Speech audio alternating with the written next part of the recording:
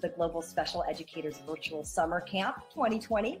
The online transition and the number of speakers has truly made this edition an interesting one.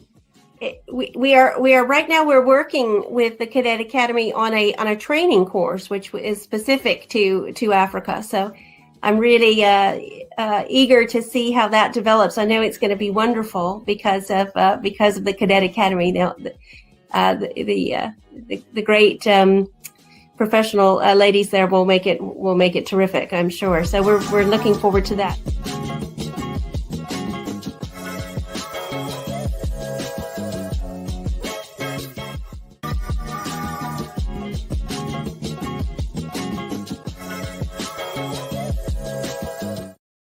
Thank you.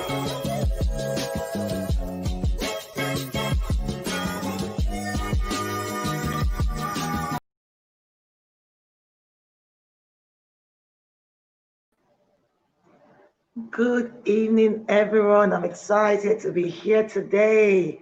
Thank you all for always choosing to spend your Sunday evening with us on Finding Out with Special Needs.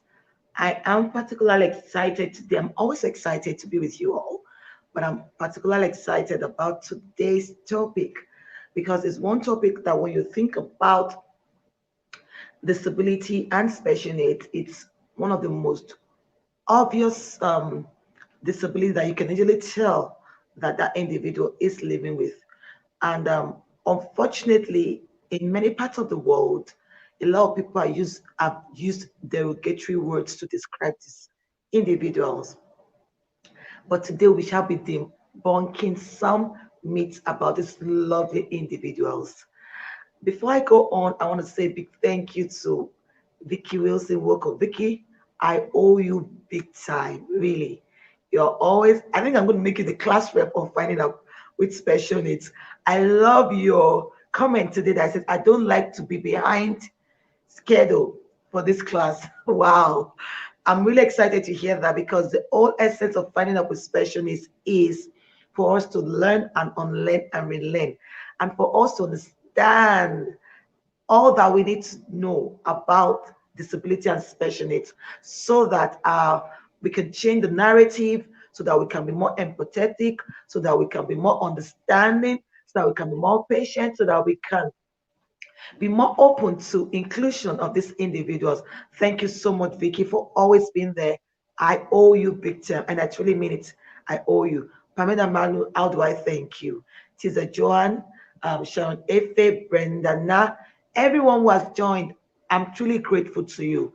You know, one thing that gladens my heart and makes me want to show up every Sunday is that I am convinced that we all are learning and we're all ready to make a difference. Last week, we had hashtag I will not keep quiet, you know, and I believe we've all been speaking right from last Sunday to this Sunday that individuals with special needs are here with us. They matter. They have a voice. They have a lot to offer, you know, and then with all of us speaking together as one, our change will definitely come. Thank you all. Thank you for joining in. I'm waiting for everyone else to join us. So please do like, share, comment, do a watch party and all of that. Let's get more people in so that we can all learn. I'm going to tell a little story before I bring in my guest speakers today. I've had the privilege of working with children, different children. I've worked mostly with children and individuals with disability, and I had different experiences with them, you know. But today, because we're talking about Down syndrome, I was thinking of how to begin today's show, and I remembered one of my students while I was teaching in the US. This girl was so, because I believe in in confidentiality, and because of course I'm going to be using pseudonym, and she was such a sweetheart. And I keep saying to people that whenever I speak on Finding Out with Specialists, I'm not patronizing anyone. I'm speaking from my experience, from the experience I've had with these children. So I'm going to just give her a name. I'm going to say her name is Nancy. Nancy was such a sweetheart. You know, I remember when I first started teaching in that school, I could see that she wanted to know who I was and wanted to understand me and she wanted to know where she fitted in my life as a classroom teacher. Among other kids, I had about 13 kids with special needs in my class. And one thing about her, the moment she realized that we connected, she would do anything Miss Lola asked of her. She called me Miss Lola. But what we realized about her was she loved, and I think I said this story recently in one of the, I think I spoke on a platform this week. One that I realized about her is she loved paper. She loved arranging papers. She couldn't really read, but she loved paper. She would pretend to be reading. And then each time she gets to school in the morning, when the school bus drops at the car park, she just sits down there. And right now, as I speak to you, I think all she was saying to us then, but before I go to what she was saying to us, I hope I remember, she would sit down there and sit on the floor. I know my TAs, my teaching assistant would be like, let's go to the class, Nancy. And she'll just sit down there. You know, everybody will try to, the school principal, people will try to talk her in. And then she'll just sit, she won't listen. And then they will come to me, Miss Lola. Nancy's at the school, at the car park, will be trying to make her come in, and she wouldn't come in. But one thing that I realized with her, like I said, she loved books. She loved pretend to be reading. She loved to help with folders, you know. So I would just pick up some folders on my table and run to the car park.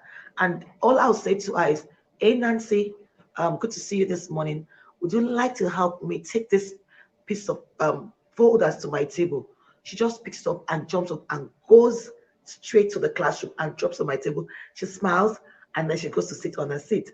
And I'm like, wow. So that doesn't happen every day. Most of the time when it happens, that's the only little thing I do.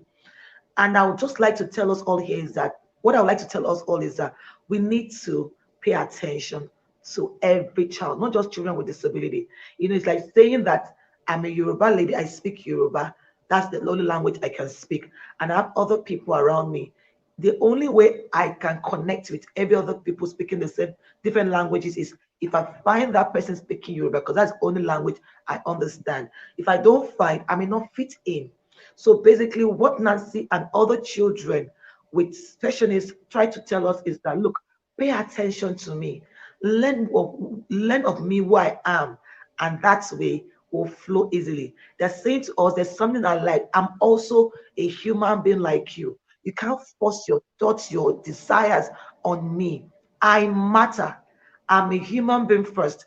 You know, like I was speaking earlier, and I said one thing I think that just struck me as I was speaking about Nancy is that she for her, I might not get all I want in school, but I just love to hold papers. I love to read, even if I might not be able to read yet. So once she comes in and she's saying to you, saying to the drivers, the TAs, whoever it is that trying to get into the classroom that day, all she's trying to say to you is that look, I'm here because I want to hold papers. I'm here because I want to read. Tell me if I'm going to do that today or not. So me bringing those papers and those folders to her simply says, that's what we're going to do today. And she's like, then we have it, you know. So that's just my little story about one of my students who is living with Down syndrome. Another thing I remember again, I think today's going to be a good day. It is already a good day. Another thing I remember when I left the US and I went back a year after, she never forgot me. No, she didn't forget. None of them did actually. You know, they were having Special Olympics and I just surprised them. And I was at the stadium that day. And you know, this black lady, because I mean, the state I was in was majority white, and everybody was on the field. There were thousands of people. When this set of kids saw me, they were overwhelmed with joy and excitement, and they left their coach, ran to me, and then I heard Nancy say, Miss Lola, Miss Lola. You know, sometimes we feel that individuals who dance, you don't forget, they don't remember things. That's not true. For me, the few I've had experience with, and I don't want to generalize, she remembered me. Every one of them remembered me. But one thing she did that struck me, Nancy went home that evening from the stadium, from the field, told her mom that Miss Lola is back. And the next day, I got flowers, I got gift cards saying, welcome back, Miss Lola. How long are you here for?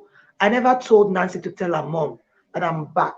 But I believe that the connection she had with me made her go back to tell her parents or her mom that Miss Lola, that person that listens to me, that person that would give me a folders to take to our table is back. And guess what? I had Dunkin' Donuts I had ice creams. That was what my gift card was. And I still do miss my students, particularly Nancy. So without much ado, I'm bringing in some beautiful parents. I've spoken with them, I've interacted with them, I know them. You know, it's one thing for me to define Down syndrome or any other disability to you, but it's another thing for in these parents who are living with children with Down syndrome to explain what Down syndrome is from their own experiences to us. That's for me, there's nothing as interesting as that. Hearing from them, hearing their realities, hearing their experiences, shedding more lights to us of what they think that children would expect of us as society, as a society, of what they think the kids are expecting of us as their teachers, as their friends, you know. So I'm really excited this evening, and I want you all to please pay good attention. You know, a lot of feedback I've gotten from my guests is that my participants, my audience, they pay attention, they ask questions. So I want to thank you all for doing that. Let's do that again today so that we can go back and utilize all that we have learned to make the world a better place for individuals with special needs. So without much ado again, I'm bringing in Mrs. Bibi Inkere. Hello, ma'am. Are you there? Yeah, hi, Miss Lola. I can't hear you. Yay, hi, ma. And then my sister Tola. Good to see Hi, Lola. you. Hi, Bibi. Lizzie Hi, Hi, everyone. Miss Kere, I Lola. think you might have to shift. Can you see yourself on the screen? Like, you need to move a little bit, I think to your left, if I'm not mistaken. Yeah. Yes, yes, yes, Well, yes. can you We hear want to me see your now? beautiful face. Good to see you. Okay. Yeah, oh, we can. Perfect, perfect, perfect. Wow. Thank you so much. I know Sundays are days that you all want to relax. You're doing a great job. I want to thank you so much for the beautiful job you're doing with your children. And something about both of you is that not only have you found purpose and meaning with your children, you're helping others to find purpose with their own children. What greater joy, what greater fulfillment, you know? Wakanda. Can we all remember we lost a gem yesterday? Yeah. And one thing everyone had Mm. always said, and what I've read is that he lived a life of purpose beyond himself, giving beyond yourself, despite your own challenges. He cared about others. And for me, you all are just you, every one of you are heroes to me. You are my heroes. I mean, I'm telling you this from the bottom of my heart. I look at you when people say to me, "Oh, Mr. La, well done." I'm like, "Well, yeah, thank you, yeah." But then the real heroes are the parents. Not only these parents who have these children with special, but they've gone beyond themselves to make a difference in the life of other people's kids. It just shows that you've gotten to the stage of acceptance. You've found meaning in what God has placed in your hands, and you're helping others also find meaning. Thank you so much, Mrs. Ikere. Thank you Thank, so much, Dola. Thank you. Thank thank you. You are the you. very best. Thank you. Mhm. Now I'm going Thank to you. keep quiet because I don't want to talk too much today. You're going to do all of the talking. I'll be Mhm. asking questions. Our audience will be asking questions from you. So if you're watching, please put down your questions. When you hear them speak to you, ask questions so that you can gain more clarity. Mrs. Ikere, please could you introduce yourself and what you do? Afterwards, Tola will go. Thank you so much, ma. Thank you. I'm BB in Kerry, and I'm a special parent, as already been said. Well, I'm a mother of three. Mimi is my last baby, and my oldest is she's almost 18, and Mimi is 9. And I have been a lover of children all my life, and a Sunday school teacher in church. So I've had come across children, different kinds of children, and I guess even children living with Down syndrome. But then it didn't mean anything to me. And I'm also an environmentalist. I work in Nesria, an environmental agency during the federal government, and that's basically the basic thing. Okay, and then I'll be convener of the engraced ones. It's a, it's a support group for special needs. A parent support group. We have parents, educators, and just anybody who is a lover of children.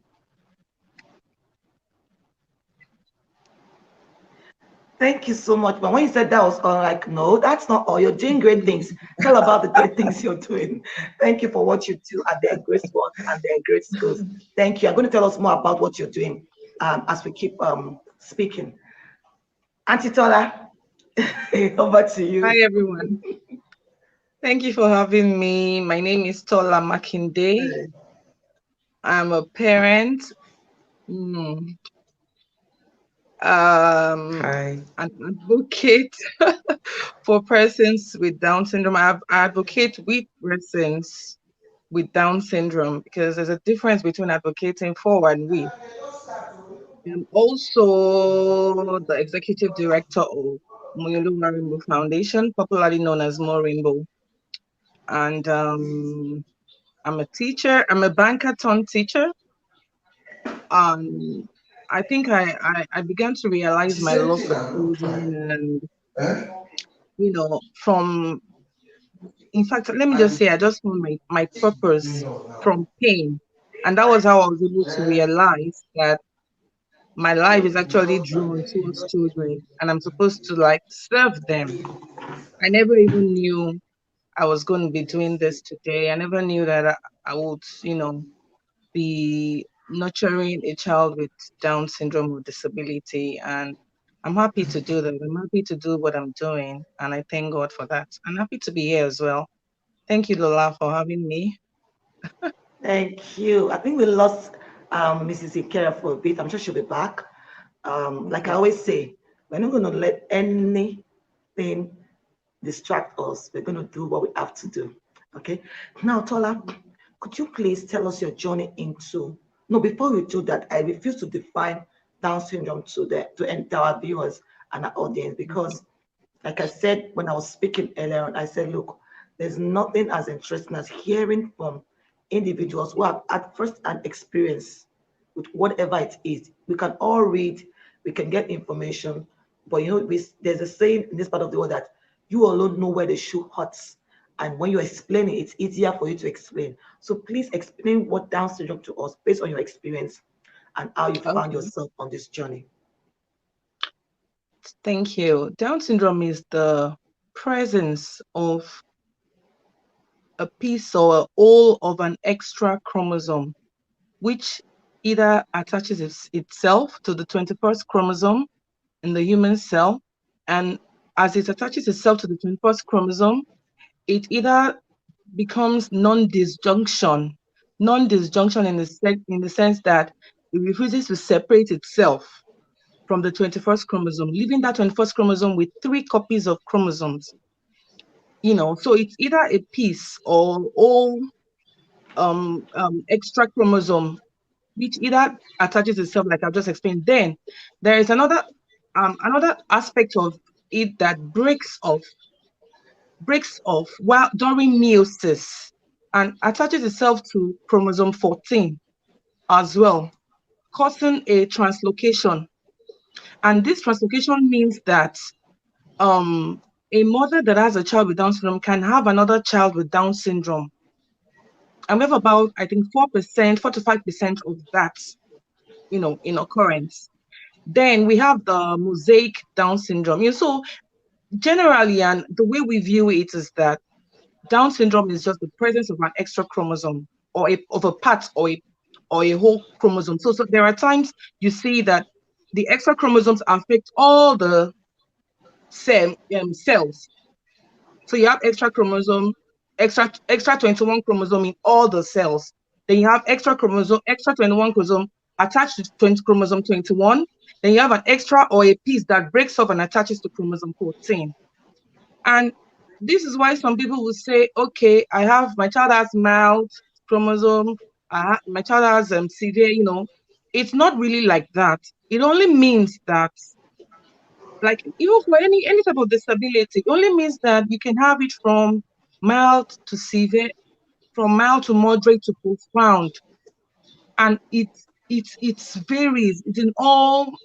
It cuts across having a child with Down syndrome, having a more hyperflexibility of the joints or a more loose ligament than another child with Down syndrome. So this child with Down syndrome is presenting with the same features, but it may be more severe in the next child with Down syndrome. This takes me to my journey. Of course, I was waiting for a girl because I've had two boys for my daughter. And I was excited knowing that I'm going to have a girl, I'm going to have a girl. But guess what? About 7 years before then, I had been exposed to a child with Down syndrome. Not a baby, though, and I've really marveled looking at the features and the urge, the desire to live, to survive, to thrive. I've seen determination in this child, and I fell in love with my friend's son. And I was visiting in the US then, and then that was the first time I was coming in touch with in contact with someone with Down syndrome. And then 7 years after, Down syndrome visited me through my child. And they told me about it. I was like, no way, you can't be kidding. In my mind, I was like, okay, those that have it have two heads, Abby. So when I got the news, of course, it broke my heart. Everybody was down, we're shocked, that's a life you never expected. And that was how my 11 years banking career came to a halt in 2011. So it's been an experience, topsy-turvy. There are up times we've had, down times, especially when at 3 months, the doctors were already talking about hole in the heart, the cardiac issues. And by 8 months, eventually, we got the surgery done. But it didn't really come as easy, like, okay, you have to go for surgery then. Okay, go ahead for the surgery. It didn't come like, I was still living in denial. I was like, hell no, it can't be. No, this, that, Even my mom was trying to like pray it away. I'm trying to wish it away. And then I told my mom, remember, we have a doctor in the family. They said it's not something you pray away like that. Yeah, the only thing you want to pray that is that she's going to live a good life. Our case will be different. Like, just want to be positive about the diagnosis, and that was how we moved on. But because I had had the experience before, and I knew that all you need to do is cry. It's okay to cry, but after crying, what do? Quickly wipe your tears and begin to do all you need to do to help give your child a better chance at life. And that was how I began. I didn't have to stay in denial for too long, like I said, because this, my friend, is very close. This is a place I visit like every year, stay with them so I'd really, really come to love that child with Down syndrome. And having one, I didn't just have to waste time. I knew that there were going to be challenges and the journey wouldn't be easy. And there's no journey that is easy for anybody, even people without disability. Everybody has a story to tell. So I took it in good faith. And from when she was 2 months, we began the oral activities, therapies, all the stimulations, all the body. It wasn't easy. I was doing it and crying, you know, and I will not let her see my tears. I told myself I won't let her see my tears. But did it ever cross my mind that maybe I should let this child die? No. And live my life? No, it never crossed my mind. I embraced it with all of me. But before then, yes, did I feel sad? Yes. Did I come down with a high blood pressure? Yes. Did I have hallucinations? Yes. Did I have people telling me to go to use different go to different sources for help? Yes. Did I hear people telling me about Agbo? Yes. You know. But at the end of the day, she's 9 years old. It's been a long journey. We still have a lot ahead of us. And I'm hopeful and I'm happy to go ahead with this journey. A roller coaster of emotions. But yeah, I mean, it's okay. Thank you. Wow, Tola, you amaze me each time I speak to you. I don't even believe you studied you started with banking. And guys, listen, pay attention. When I talk to Tola, it's as if I'm talking to a doctor. Like she had in the last few years that Moya had been born. Tola knows every medical word, everything going on. Each time we speak, I'm like, are you sure you didn't study medicine? But it just shows you that parents are strong. You deserve that award, the super parents. You put all hands on deck. Each time you speak, and I know you're going to tell us a lot of medical things today, we're going to listen to you. So please bring it all on. Thank you so much. Thank you for sharing. Thank you for encouraging us with your strength. Thank you for being real. Thank you for embracing the gift that God has given to you. And it can only get better. Thank you so much, Sola. Mrs. Nkere. Oh my God. Every time I met Mrs. Nkere, so we had the training some time ago, and I saw this beautiful lady coming in with that beautiful Ankara skirt. I didn't even know. And that's one thing about these parents. You know, when you are, I always wonder individuals who are parents who do not have children with special needs, when they think that the whole world has crumbled on them, and I'm wondering, what do you want parents of children with disability to do? This woman came in elegantly. And then she came in, she got registered, she had that seat with her, they sat down, she took notes, she was asking questions. And something struck me about this lady. Even at that training, I didn't even know she had a child, but she was asking questions. She took down notes and all of that. And then afterwards, we got talking, and I'm like, you are going somewhere. I'm not surprised that you have the Embrace ones. I'm not surprised at what you're doing. And I would like to hear your story. Meanwhile, I got a beautiful skirt like us too. So thank you, Ms. Nkere, for that beautiful African skirt. Thank you. You know, so Ms. Nkere, Tola had done the medical explanation of what Down syndrome is. I would like you to explain the features, what you saw. How did you find out? Because one of the easiest disability to identify is Down syndrome. Although some people miss it, I've seen quite a few people up to now that are living with Down syndrome, but you can hardly tell. You can hardly tell. So how was yours? How did you find it? Did you find it yourself? When your child was born? When Mimi was born, did you identify that something was not looking quite like every other? Or did you find out that she was not looking quite like every other of the kids you've had? What was your reaction, and what are the features that you saw, and how did you go through the journey to basically almost like what Tola told us? But I want you to tell us your own in a more like the physical things you saw, and of course your emotions and how you found purpose, how you find yourself on this journey. Yeah, thank you, Ms. Tola, Mrs. Aneke. Okay, actually, when I was pregnant for Mimi, all my babies, I don't eat and all of that. So pregnancy has been very, very difficult for me. I love babies, but I don't want to go through the process. So it was the same thing. I wasn't eating. Well, basically, I was strong, and I was driving a long distance to work, everything. And at that time, I felt that we were a bit more comfortable than the other pregnancies. So I used to say, I used to shop every time during break. I would go dash out to the shops. I would shop and say, this baby is going to like enjoy and all of that. So all my colleagues knew break time, you can't find me in the office. But sometimes when I go to the shops, I will be having dizzy spills. And I kept talking to the doctor. I even had that particular pregnancy. I registered in the best hospital in Abuja, experienced doctors. So I kept talking to the consultant, the owner of the hospital, that I was having disease pills. And he said, it's okay. He didn't really say much. But that was the only thing I noticed was a bit different from the other pregnancies.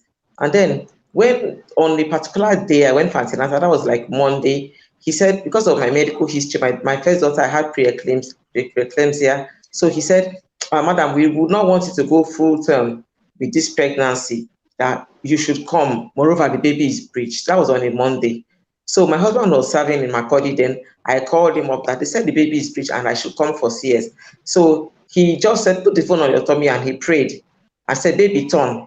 So that night I felt this girl, she turned. So Tuesday I went to work.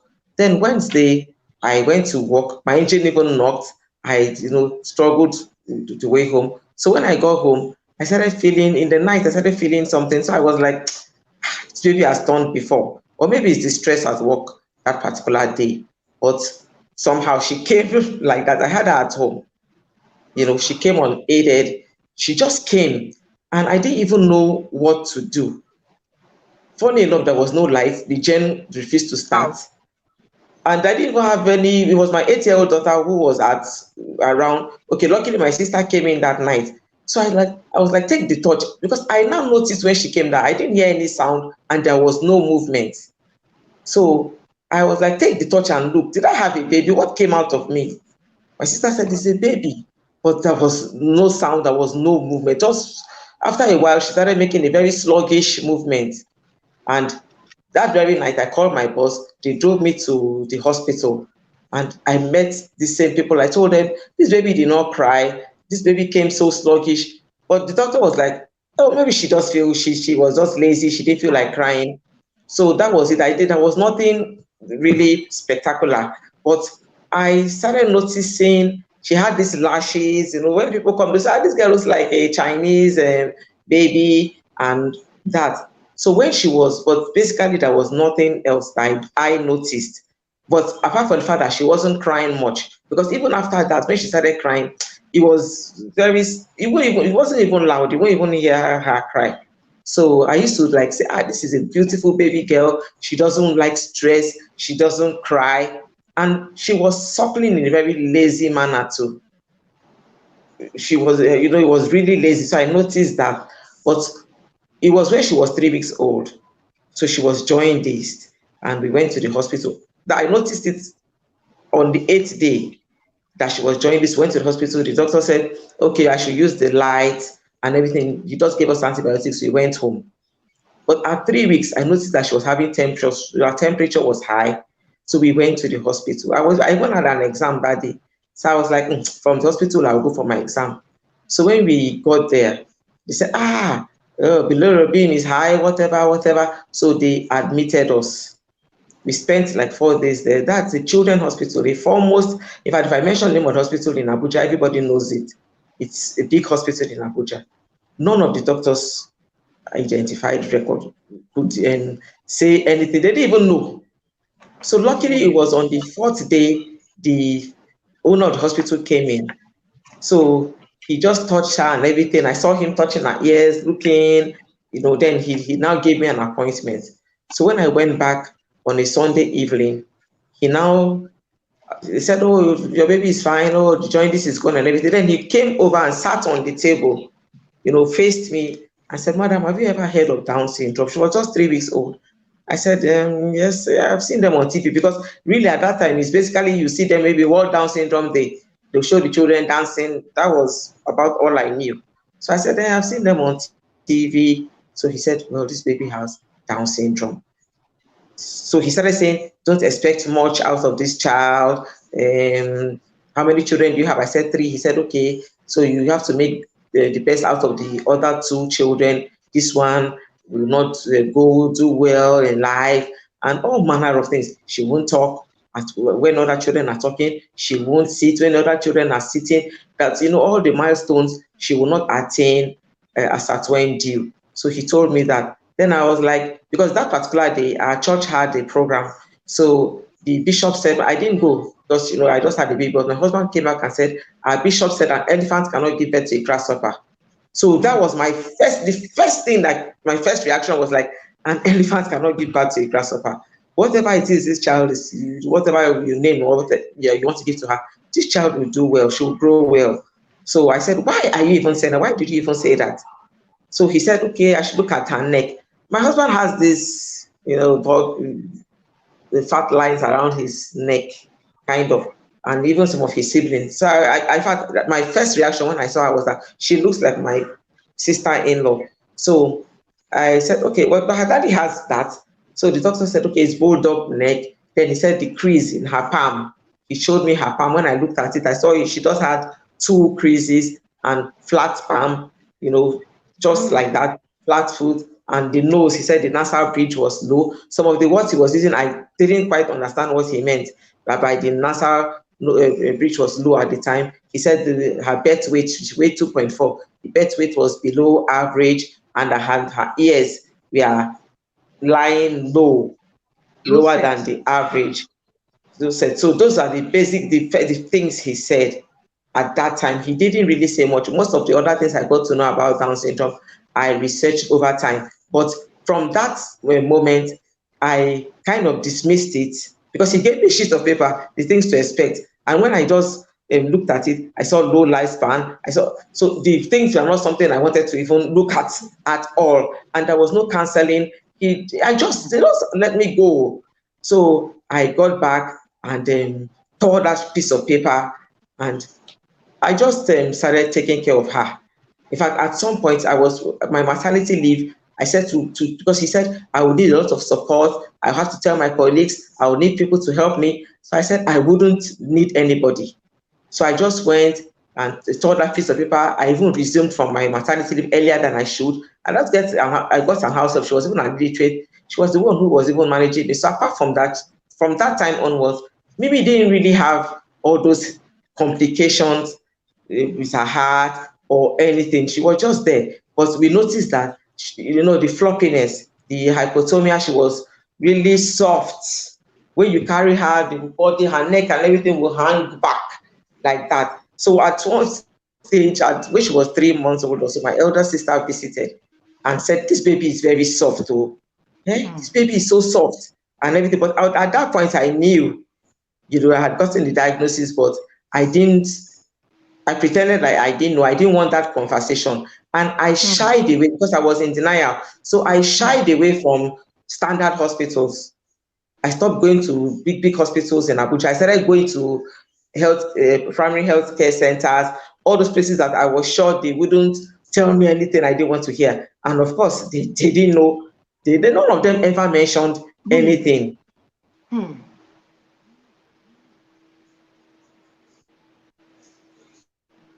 I think we lost Mrs. Inkera for a bit, but when she gets back, I would like her to, I would have her just continue so that she can.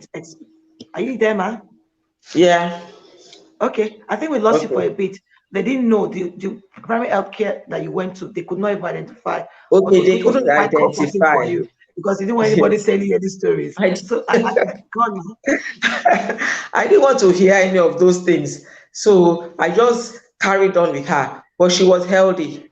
She was healthy. Then when she was almost 2, we started having this temperature. When we go to the hospital, they'll say, the temperature is so high. That we are even surprised she didn't convulse. But I got to know that temperature is one of those things that parents, when I talk to parents, I talk to them about that temperature. It's one of the things it's one of the red flags for a new baby. That temperature kept coming and coming. And of course, they'll be treating malaria, giving all kinds of medication. But it wasn't, at the end of the day, well, I can't even say what it was, but it just stopped. And then when it was time, of course, because she was having hypotomia, walking was an issue. When you carry a baby like a 6-month-old baby, you bounce the baby jumps on your knees. This one, when you just carry her like this, the whole legs will just go, her legs would just, like, there was no kneecap. In fact, we thought she didn't have kneecap. We kept going for x-rays and all of that. They said, oh, it's developing, she has kneecap. So that was how we started therapy. We started physiotherapy. I think she was maybe 9 months, but we started late, most of this thing. That was the first intervention, physiotherapy. So we started, she was close to a year. And when she was 2.5 years old, she walked. She didn't stand. She didn't crawl like, other babies. She just stood up and walked. Wow. Then, meanwhile, she was in school. So while she was in school, the teachers, I knew, because of what the doctor had said, and little I started reading at the point, but I put her in a regular school. So, all the time I'll be asking them, is there anything you notice? They didn't even know anything about Down syndrome, but they knew that there was something different about her. But I had gone through rejection.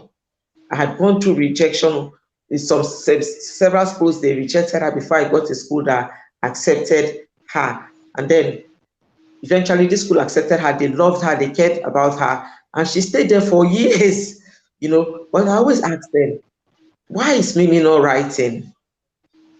They said, oh, she will write, but she had good pencil grip, but she wasn't writing. And of course, she wasn't talking. But from her social interaction at home, you know that she had a good understanding of her environment. She could relate to people, but that cognitive ability wasn't there. So at that point, I started thinking about what to do, studying. Then when she was 4 years old, I got the call to start the support group, the Engraced ones. We started just a prayer support group. I was like, okay, this thing is beyond us, so let's pray about it. We started praying about it, and I read the things about Down syndrome. So we get the word of God, we get what the doctors have said, and we will balance it. We'll cross it and say, okay, they said she'll have intellectual disability. We'll say the word of God says, this child grow in wisdom, oh, she'll be short, she'll grow in stature, So we started doing that. Then along the line again, we found out that, prayer is good, prayer is the ultimate, but beyond prayer, we needed to do some things. We needed to get people to know about the condition for the good of our child and for our own well-being. So that's how we started sensitizing the public about the condition. And our support group is not even just for only Down syndrome. We have all parents, because at that time I didn't even know a lot of people with children with Down syndrome. But I knew quite a number of women around me in church who have children especially. So we just came together. So you have people with autism, cerebral palsy. We just came together and started praying for ourselves and started educating. That's how we met, because I now started attending programs, trainings, and all of that. So that's how we started. And along the line, sometime last year, we started. Hold your thoughts, man. Hold your thoughts, Mr. Okay. Kere. Just hold your thoughts. I don't want you to. You're making it look too easy. It's easy, yeah, but because there are a lot of things you said that a lot of people can't take it in, So we'll take it bit by bit. I want you to stop for now. We'll go into what you're doing with Engrace School, but I would like to just capture some of the points, salient points that I felt, oh wow, you said something about the doctors not identifying it until the third week, right? That you went to see the doctor. Wow, that's one. Which means our doctors, please, if you have any doctor friend, and I'm not saying this I keep saying this is finding up with special needs. I always use this illustration. I've always used it like, there's something about this part of the world where a GP, a general practitioner, is everything to everyone. And I always say to people, I said, if you ask someone that said, I studied medicine, I'm a graduate of medicine, and it's in school, it's working in a clinic.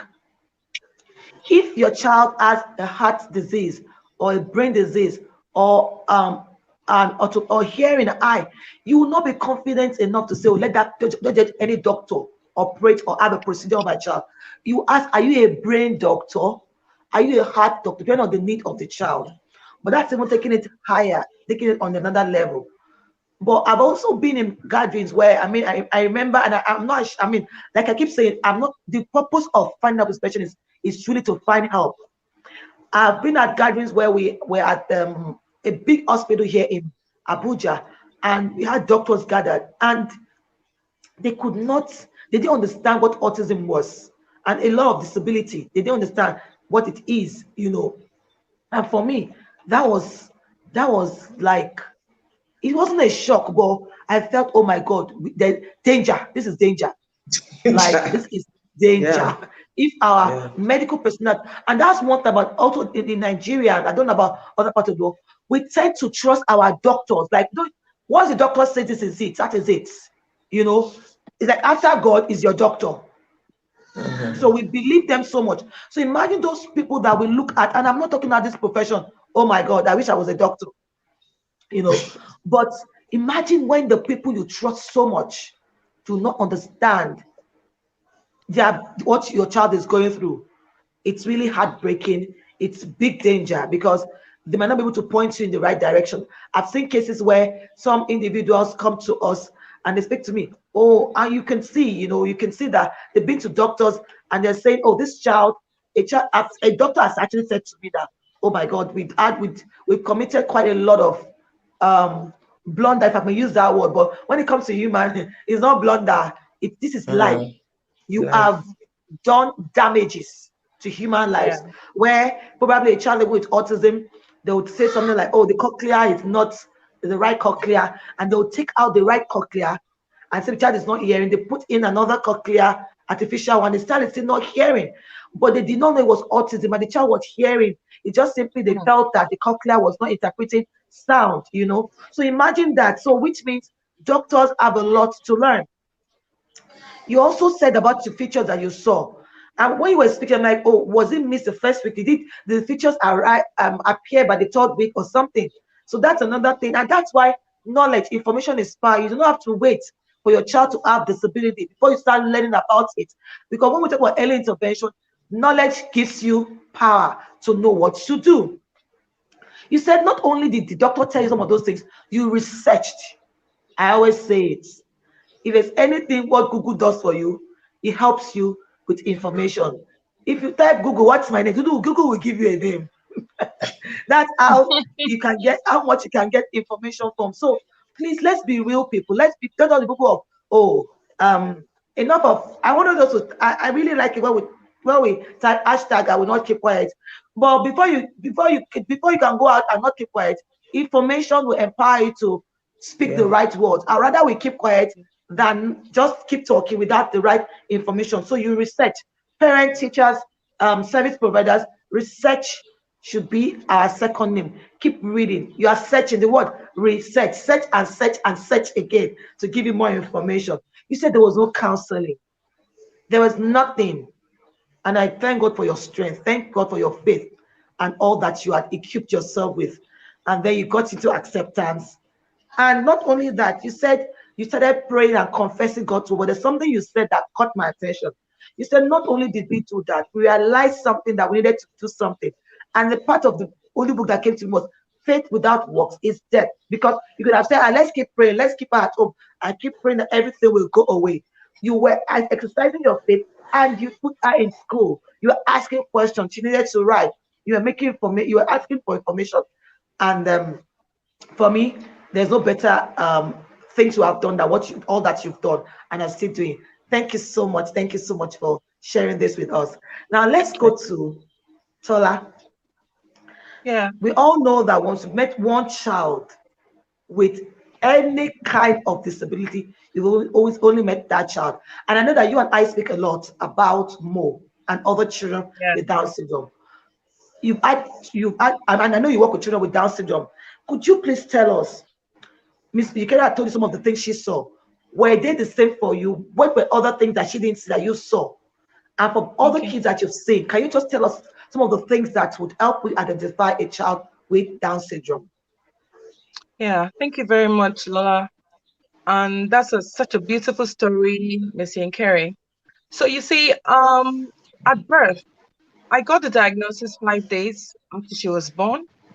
But at birth, she didn't cry at birth.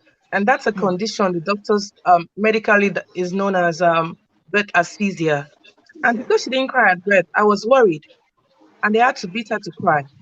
That was the first sign I noticed. And then the slanted eyes. And of course, someone to call the Chinese baby, just playing with her and say, wow, Chinese baby, like that. I noticed the slanted eyes. I noticed the low tone muscles. And she was so floppy that there was a day she almost fell off my laps, Then of course she had a weak sucking reflex, and she won't cry for food. She was a very quiet baby. She won't cry for food. I had to wake her up to feed her for the most part of the day and everything. But you see, you never know what a child with Down syndrome will be going through, only if you understand that you need to look at where they're coming from. But you don't even know, you can't even understand where they're coming from, because for some of them that I've worked with, they've had kneecap rotation, and like there are about 50 features of you see in someone with Down syndrome. We have the low set ears, she's talked about that, the flat nasal bridge, then the hearing loss. That is internal. You can't know.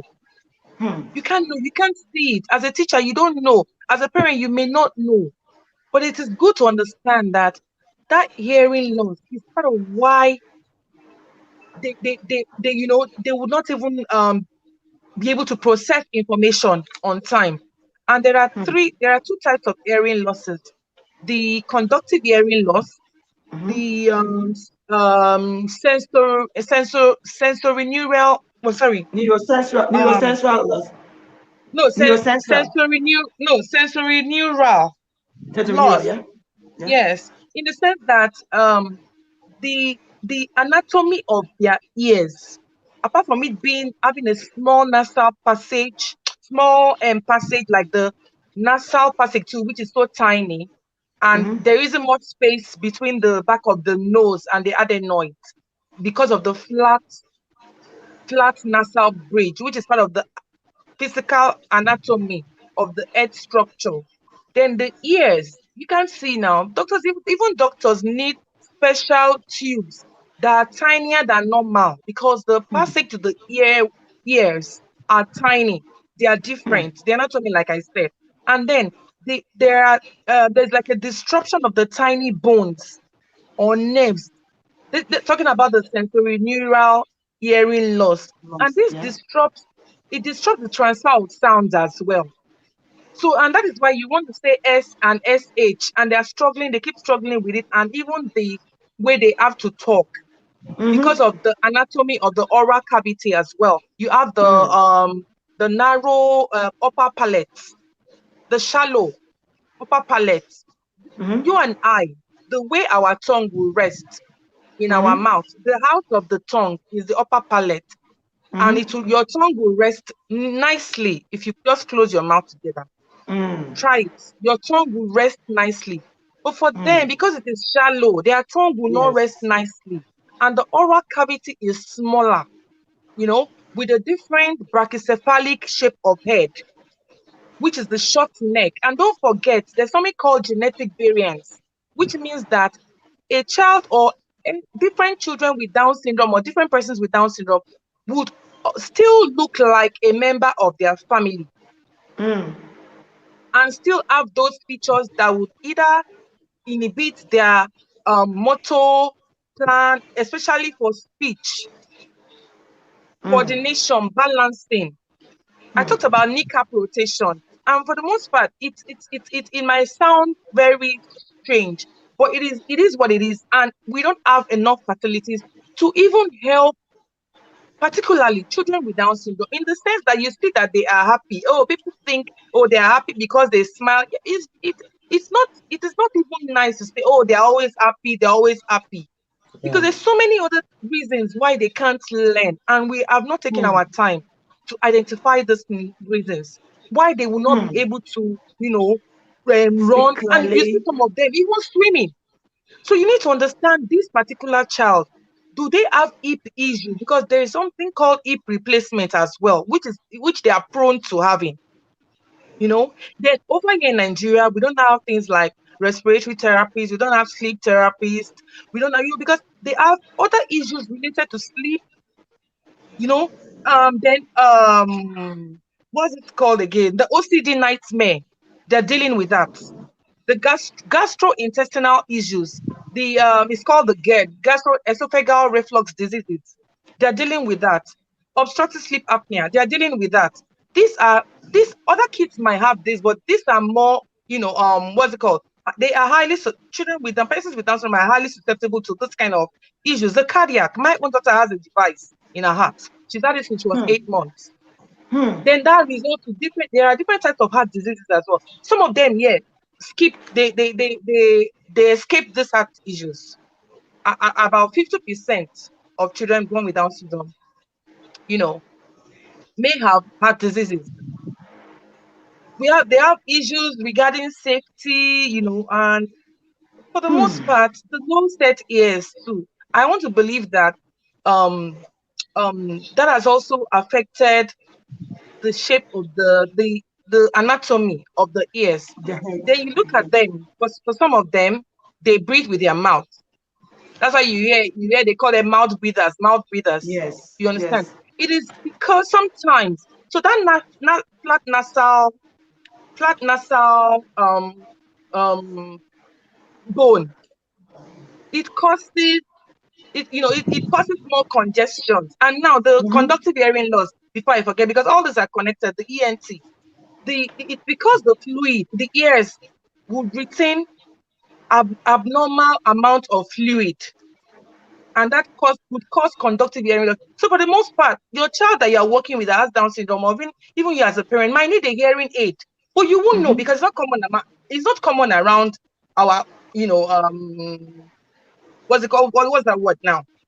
It's not really common in Nigeria. We don't even have Yeah. priorities. We don't have plans for, okay, this. We've not even done any research. We don't even have statistics. You understand? So when you look at Yes. all of this together, it is a lot. I want to look at this child. I want to be sure that, okay, this one is not having this condition, this other one is having. How do you break through helping this child? The ankle rotation, ankle rotation. You can use the ankle foot orthosis. It's I know my daughter was given one when I took her to the US, you know.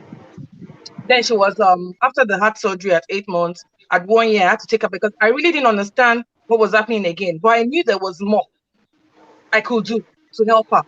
And you see, this reduces the rotation of the ankle because sometimes your child with Down syndrome might also come with a flat feet. And which doctor, no doctor really, even if when they check, even if they check the child and check it, they don't have a solution. I can't really blame them. It's just now that we're Hmm. seeing people coming out with different devices, to help their children, to help persons.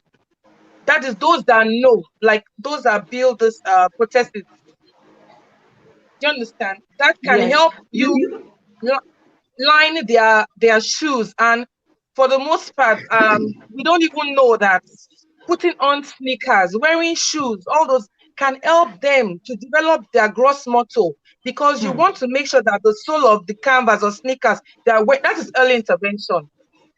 Yeah. You Wow, understand? Tola. I It's said to you hard. guys that Tola is a doctor. I don't know what she said. She was working in the bank. Excuse me, but it I'm just not a shows you that doctor, but when you have a child and you are hands on, you believe you will go the extra mile for your child. I know you didn't mention you for some reason because I wish, I mean, you talked about, because I know when we started wearing glasses, I'm like, okay, so what's that about? And then you also mentioned about the way the ear is and how the glass might not sit well and all of that. Could you just exactly. explain that also? Because we're going somewhere with this, and I'll recap all you've said and point out some of the things that why I asked you to do that. So talk about the glasses. Why is she? Because some kids may not. Some kids wait. Why is Moyi putting on glasses, and what is it about? Persons with Down syndrome are visual learners. They are, so for the most part, what you want to say to them verbally, you want to show them visually as well, to reinforce what you said verbally to them. So I know that if you look at the eye problems they have as well from babies, and you can identify even the hearing problems, and the eye that you can identify from when they are babies. I know there was a prescription that came in at 8 months for her, but I just ignored it because we were dealing with the heart issues then. Hmm. Get you understand? And because of the small low set ears and the shape of the head, the distance between the ears and the face is shorter. So even if a child is wearing glasses with Down syndrome, if it doesn't sit well, it still affects the child's vision, Hmm. right? Hmm. Yes. Because it needs to sit well for you to be able to. And the problem we had then was nystagmus. What she had, the eyes were looking crossed. No, sorry, that's strabismus. The pupil, the black pupil was shaking involuntarily. It was just moving up and down and everywhere, and we had to go to see the ophthalmologist, and then a prescription came. Like I said, I disregarded it. But over time, I realized that even when you have this book near to her, she can't really, really, really see it. She's just guessing. And sometimes visual, when they know it already, and they can put it in their memory because it's something they've seen.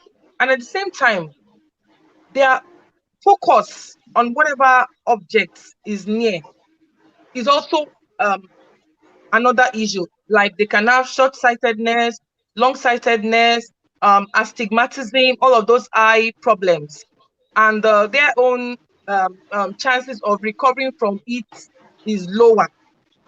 So when we got this, every time she wakes up, my eye is paining me, my eye is paining me. I'll be like, this girl now. Anyway, I even feel bad because I've not really taken her for eye test. And it's not my fault. Because those are one of the checks. Those are one of the things you must check between 1 month and 6 months. And you must check yearly. And all those things, you check it, it helps the child to learn better.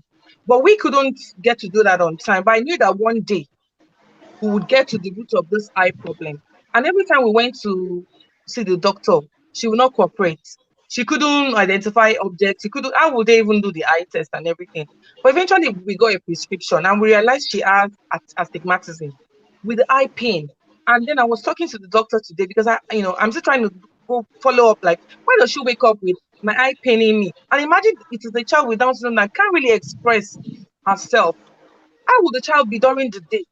The child will be restless, the child will not be okay, behaviors may begin to come up. And then she said, my eye paining. When she said eye pain, I knew this was more than wearing glasses. So they said it could be a scratched cornea. I'm like, why? Why is she having that? So there are many issues with their eyes. Even at some children with Down syndrome are highly susceptible to cataracts. You can't believe it.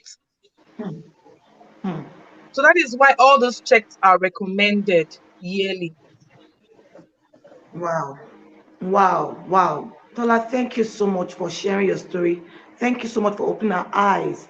And the reason I wanted you to highlight some of the things that you just highlighted was one, a lot of teachers, a lot of parents have children with Down syndrome in their class. And all we see is that look that we call Mongol look. It's beyond the look, the eye, as a parent. And I'm thankful to God that you said something about go for, ensure that beyond the fact that your child has been diagnosed with Down syndrome, you must go for eye tests, regular eye tests. Be sure that the speech, because most of them, the tongue is a bit, I will use the layman language. It's a bit look swollen, and therefore they're not able to close their mouth properly. I know at some point you told me about how they had to. I don't know if it's Moyi, one of the students you work with. They had to always see the doctor to get out moist from the lungs. You had told me that before, and I know you said some kids do this regularly. So That's sometimes it's beyond. Oh, congestion, my child is doing. Sorry. chest congestion. Chest congestion. Yes. Sometimes a lot of parent teachers think it's just about intellectual, they cannot learn. There are several No, factors, and when you know why, then that's why you can accommodate. You can now, what accommodation means that you can be flexible, you can find alternative means to ensure that learning takes place with that child. But let's not even go to child here. Parent, it doesn't have to. I know that we have health centers. Some of them are very well equipped because most of the general hospitals, I know that. I remember my mother saying to me, if you ever want to have your child, please go to general hospital. I don't know if it's still like that, but they have a lot of consultants who know what to do. All you need is information. Make sure you do regular eye tests. Make sure you check the I call it speech helpers. How is the teeth position? Because I remember there was a time that we're doing inclusive visits for our children at the center, and we took them to the dental clinic. And for some reason, the dentist didn't look at that. It was like he didn't realize one of our kids was living with Down syndrome. So when he checked, he said something. He said something about it. I'm like, how did you know? He said, oh yeah. Is it living with Down syndrome? I said yes. Oh, because I said, how did you know? He said there's a way the teeth is positioned, and I'm like, oh really? So as parents, and then you have to visit the doctor all the time, particularly for the tooth, because this is something that we take for granted. Even we, without any kind of disability, it's always good to visit your doctor. So doctors visit, hearing tests, please. Even if you feel that your child, and that's one thing I've met with parents who says, oh, my child is not pronouncing this word. I remember that on our 24/7 special sense support group, we talk about connection between hearing and speech. It's very important. So try and do hearing test, check if the hearing test, the kneecap replacement. Yours might not be that case, but always ensure that you keep to those regular visits. They might not tell us in Nigeria. Most of the time when we go for post, what do you call it now? Not antenatal, postnatal. What's it called? Postnatal visits. Sorry. Those visits we go when the kids go. We only go for immunization. Beyond that, please ask questions. Can I see this doctor? What will happen is that, and I know of a few good general hospitals here in Abuja, you call it wasting of time, but it saves your life. Go. I want to see the orthopedic person. I want to see the person for the eye. Just book for those appointments and just check to cross out some of those things. Sleep disorders. We're just talking about that recently. I'm like, oh my God, I didn't even know. I thought only children with autism, and then you want to know when your child is not sleeping. It's not like you force and all that. Like she said about Moe, she's wondering, what is she saying? This girl again. Some of them might not be able to communicate to you, so you have to be proactive to learn what could be going on here. Seek professional help. OCD, she said, obsessive compulsion disorder. They want things in a particular way, all of that. You don't have to kill yourself or be harsh towards them. Accept them for who they are and find ways, alternative ways to help them. Heart diseases, mouth, the way they breathe. So teachers or parents, don't say close your mouth. That means you're choking that child. He might not be able to breathe with his nose because of the shape of the nose. And now say close your mouth while you open your mouth. That's the only way he can breathe. So knowledge is says power. Thank you so much, Tola, for sharing this with us. I'm going to come back to you and we'll talk about your journey of education for Moi and how you started, what led to what you do, because you're doing a great job. I'm always like amazed at the strength you have having to do with personal things with Moi, because there's a lot you're doing and then having to help other children. And that's why I told Mrs. Ikere to just hold on and now tell us about the Engraced ones and what led to what they're doing. You were praying, but they needed to work. But Mimi was in school, so why Engraced ones? Why what you're doing? Okay. I would go What back led and you forth. to that? What pushed you? Yes, I would go back and forth a bit in talking about what led us to the starting the Engraced ones, because Tola has said a lot, and then maybe I'll just break it down, to maybe even pidgin English, because Yes. there may be people watching, listening, who don't even know these things, any of these things she's talking about, that we are talking about. Because a couple of weeks ago, I met a woman, her daughter is 12. Somebody told her about me. So we started talking and I said, okay, let me know about your daughter. And the thing is, she didn't even know that this child is living with Down syndrome.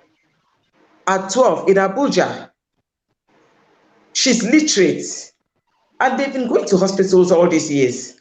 But she hasn't heard about the term Down syndrome. And so when I started saying, okay, what's these, I said, what's the child like? What's her height like? How's her speech and everything? And because the girl is an older child, she didn't really have much to measure, with. So she didn't know. We had to start educating her. Now, this is somehow, I don't know. I always say that I'm probably called to the lower class people in my work with special needs. I'm called to the lower class people. So these things that Tola is talking about, they cost a whole lot. Absolutely. They cost, they're not in layman language, we'll say maybe here. These things that she's talking about, maybe here. Because they are not, even the average parents can't even understand these things. We had a woman, unfortunately, we lost that child in the group. He was 2 years old when I met. I saw her in church. I noticed the baby and, got talking with her and started inviting her for meetings. Her major complaint was that the boy was not eating. He couldn't eat, and he was really, really, very poor, low muscle tone. So I said, okay, you know what? Go to the hospital. She didn't have money to buy card, as in 1,000 naira card. We had to pay her transport. We had to give her money to buy the card. She went to the hospital. I don't want to mention the name of that hospital in Abuja. But she got there. And initially she said that they said that the baby had, I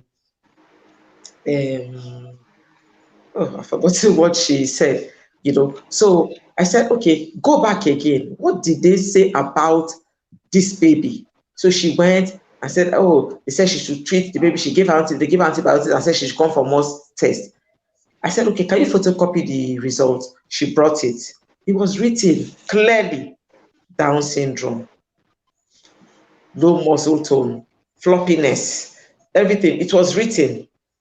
Okay, what she said earlier was that they said, oh, the child has pneumonia.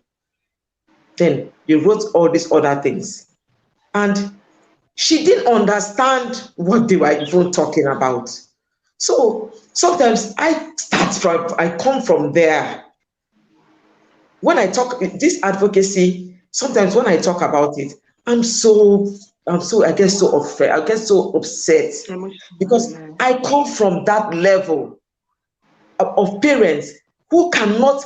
You're talking about money to eat, you're talking about money to buy diaper, and then you're talking about eye test, and I mean it doesn't. The parent is not interested in the parent that doesn't even know what to do. So even the situation in hospitals where we have, it's fashionable in Nigeria now. A woman has a baby today, and oh, the husband will say, my wife is so strong, she was discharged today. There should be legislation against those kind of things.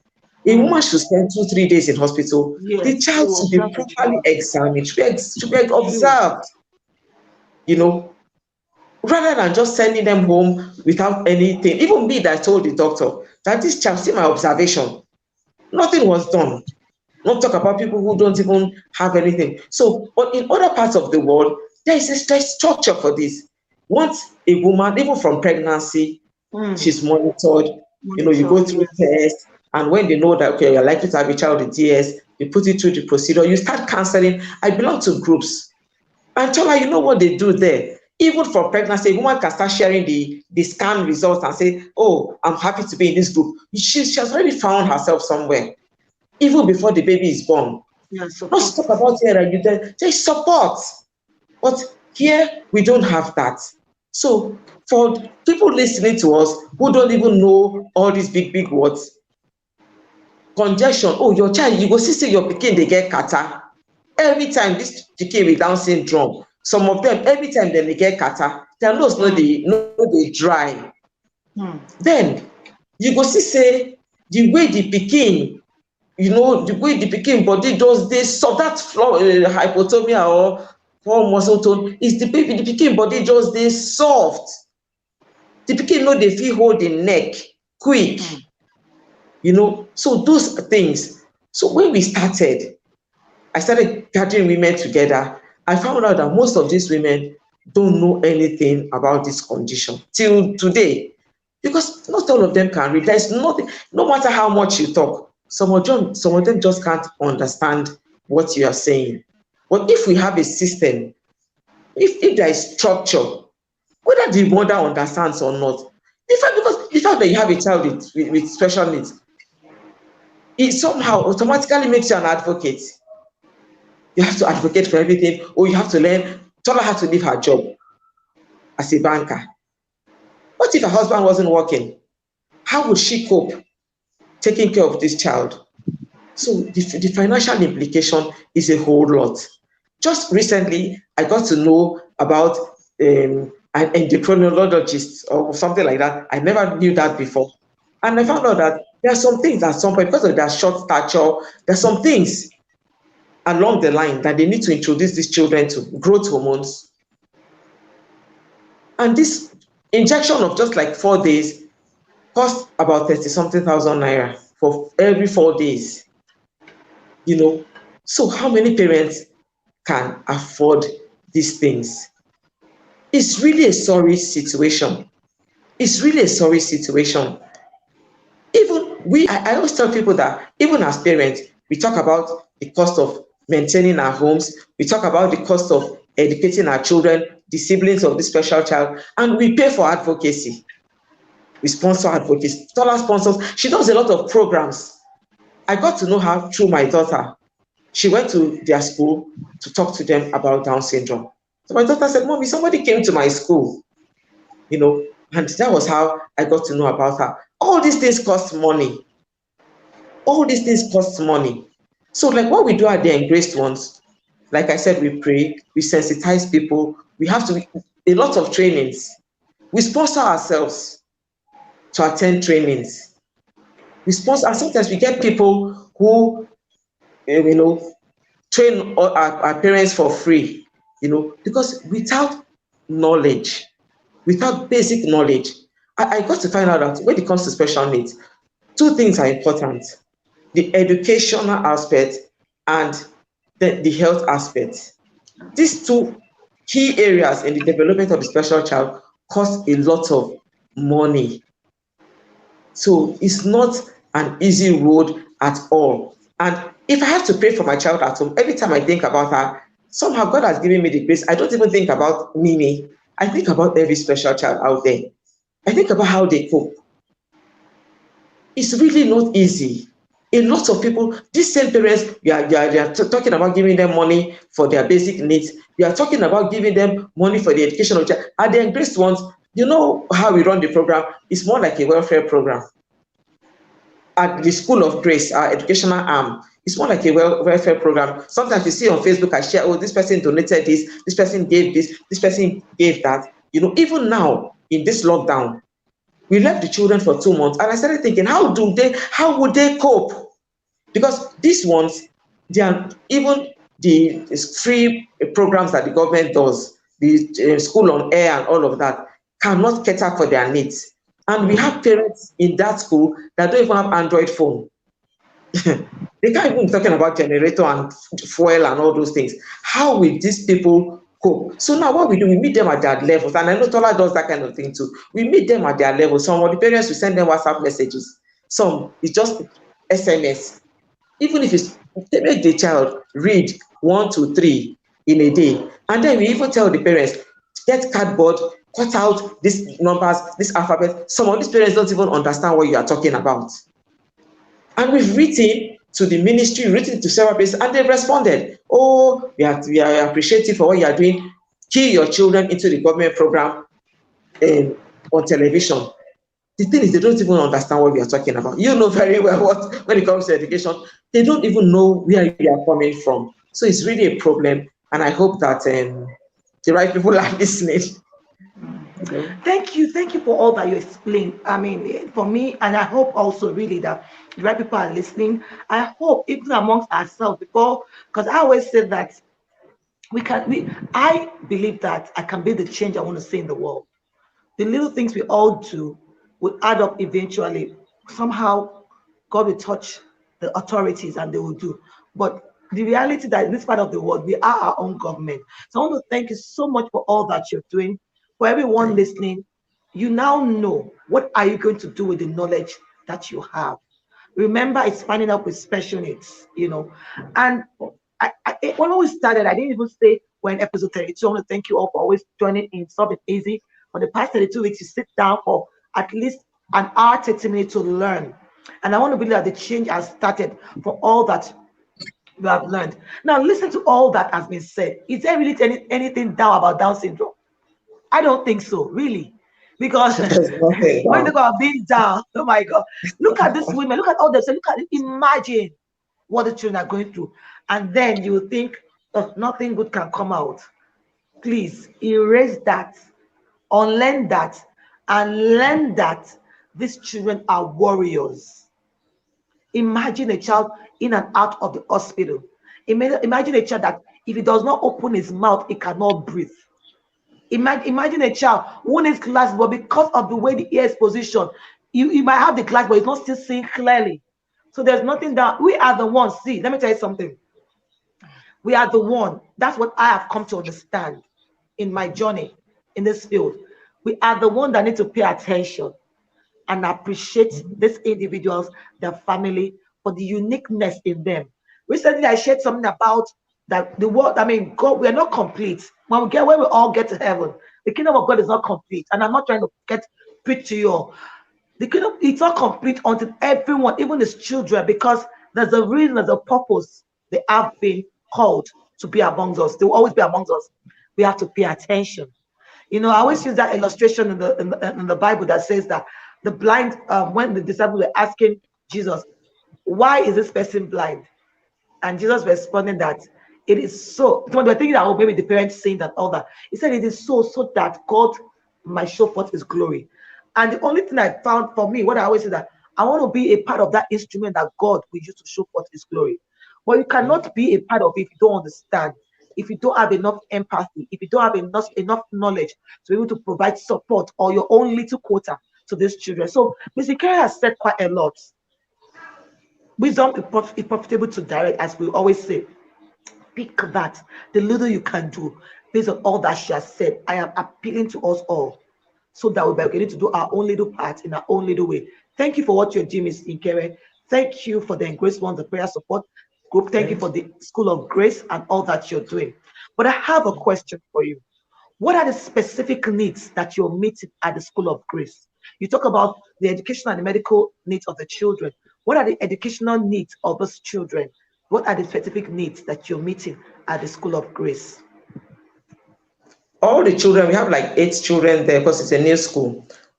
All these children have issues with speech. They are not talking clearly. They have issues with speech. Then we have that big thing, dyslexia, that we are battling with. Because like I said, that when Miracle started, I said, why can't she write? Even if she cannot talk, I did let her write. I didn't know anything about dyslexia. It was until I met you, I got to know about dyslexia. So when we have these special conditions, we have associated conditions like comorbidity, with them. So that's one of the major issues that children with Down syndrome live with. So these children, they have this issue of dyslexia. And because like Tola has said that they are visual learners. So they are not the children that you just buy a notebook and get a board and start. They need a lot of colorful materials, a lot of things, and they need educational tabs. They need so much to make learning fun for them. And they learn through play. So they need a good playground. They need all those things. So those are the things at whatever little level we try to, meet them at those levels. The major things we are working on: dyslexia and speech. Small exercises, what we can afford for now. The balloon, the blowing exercises, the little trumpet, all those things, just to make them talk, to make them do oral exercises. We do lots of oral exercises for them. Well done, ma. Thank you. I know you do physical therapy also. I know you do that. Yes. So anyone listening, please, we are open to what do you call that now? Volunteers. Please reach out to Mrs. Nkere. Type her name on Facebook. Type the Grace ones. Mrs. Nkere, please. Once you're done, please leave your contact there. So anyone that want to help in any way, it doesn't have to always be money. We need your physical presence too, words of encouragement, whatever you can do to also be a part of the change you want to see in the children. It's because it's not enough for us to hear all those and go, what? Yeah, and all that. We can't keep pushing blames. Let's take up that responsibility and be a part of what change you want to see also.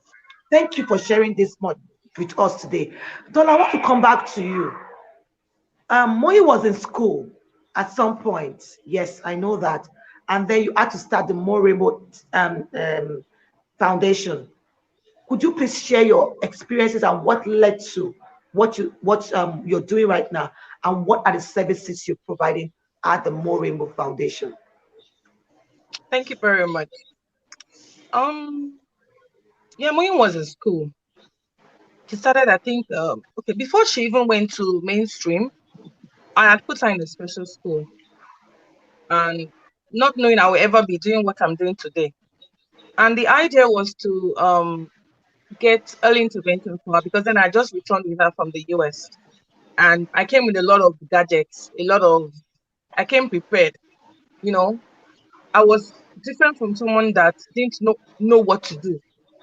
But just for me to have a break, I put her in a special school, and I had some expectations, because we started working on all the oral muzzle stuff, We started working on a lot of stuff, which includes kicking of a ball, as simple as that sounds, and working on uneven surfaces, as little as she was then.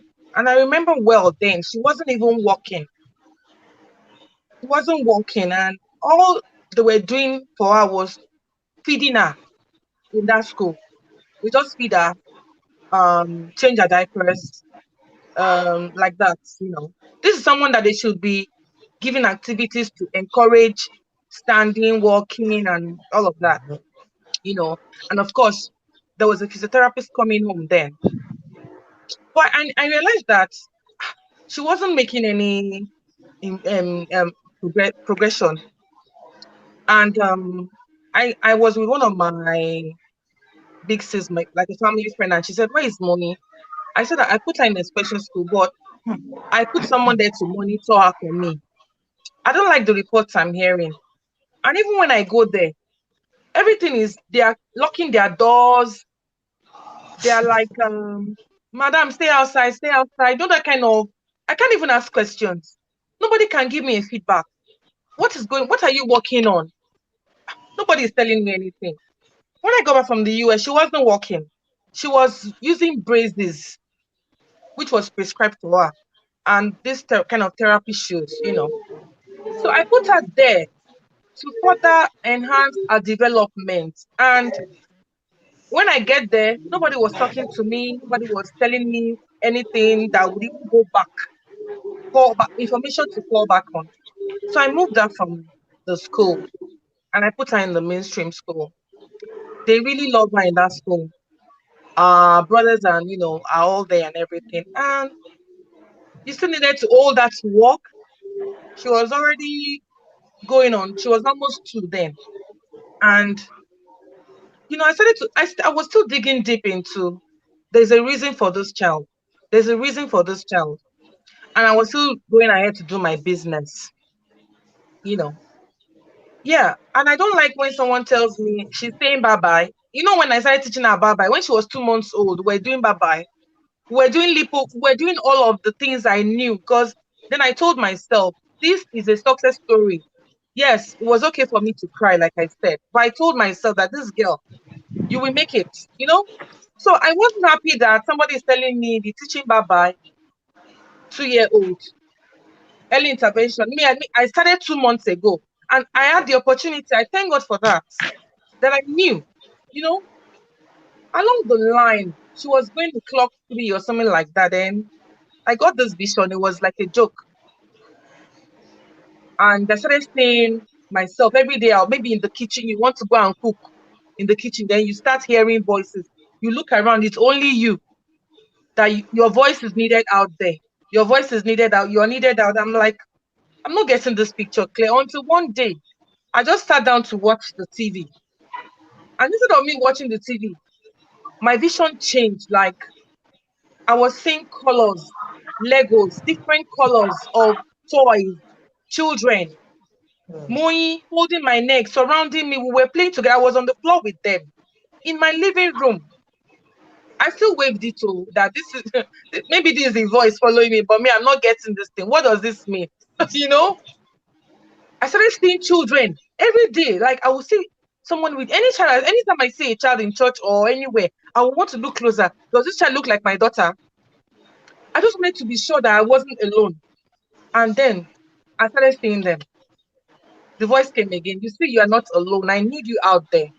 I said, me, I can't be out there. I can't talk. I like my quiet life. I've never been out there. Someone that I used to work 7 a.m. to 11 p.m. inside one banking hall. Do you get? I didn't even know how daylight was. And like a joke, until the day this thing hit me, I heard the voice. I saw a child. I told you I've been seeing them. I'd approached the mothers. They'll be like, there's nothing wrong with my child, though. Nothing wrong with my child in Jesus' name. And every time I see them, I approach them, they say, nothing is wrong with my child in Jesus' name. Oh, she's doing well. Oh, I was confused. But guess what? God not provide the vision without provision for you. Yeah. And that day I met this child. When I met this child, I got back. I was folding clothes in my living room, in my bedroom. That voice came again. You are not alone. That I should pack up my shop. Before I even resigned, I had 2 shops in Port Harcourt. Alongside my banking career, I closed those first 2 shops down. Why? I was raising funds. I needed money for heart surgery. It was really, really bad. I sold everything I could sell until I told my husband, you relocate to Lagos. Don't worry. I was almost selling my pots and pan, Lola. Maybe that's why God said, he will still come back and use me. Do you get? To raise funds for heart surgery. This is a banker that I've worked. I knew my millions, my gratuity, everything vanished. When this, like, it was like a double, I don't even know how to even explain it, but something was going to come out of that pain for me. I didn't even know it yet. So going about the school and everything, back and forth, then seeing these children around me, helpless, their parents living in denial, then something began to stay in me that, anyway, let me leave them, but I can't, these children are like my own daughter, like they look like my daughter, you know? Until that day I broke down, I was crying and I'm like, I can't do this thing. And I took the next flight to the UK. Let me go and rest my head. My daughter was 3 already. I could leave her with my mom.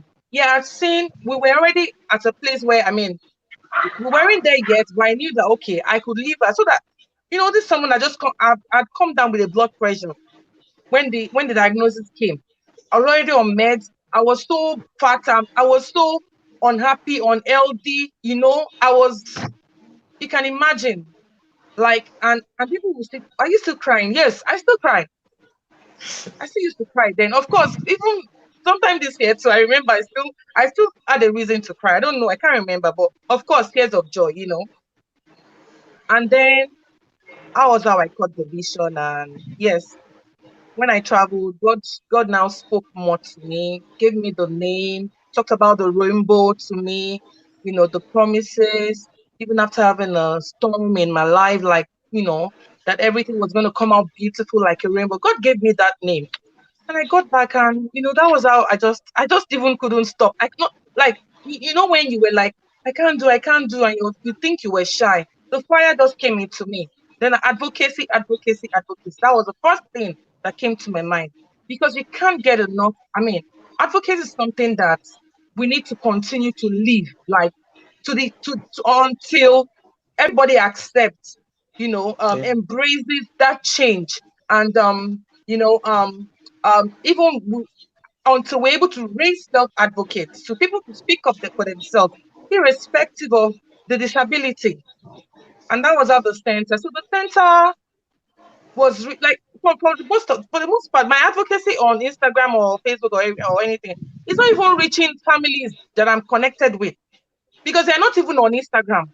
But I'm letting people, you and I, the elites, people that are on Facebook, we love to go and like post. I want us to know, if you see these people in your community, whether they are, no matter the status, some of them are from vulnerable families, some of them are from what's it called now? Low income. Resilient families.